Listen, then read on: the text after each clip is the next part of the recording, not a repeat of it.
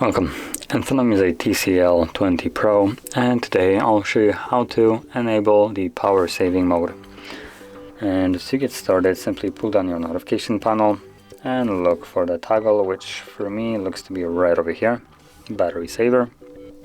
So once you find it, you can simply tap on it to enable it whenever you want to turn it on. And it does turn the battery this kind of orangish color, just so you know that power saving mode is right now active. And additionally, the brightness of the device is dropped and dark mode is enabled. So this is all the things that you can see right now, and there's additionally things that you can't see that are happening. So one of those would be when you lock the device, it goes into a sleep mode, which is normal.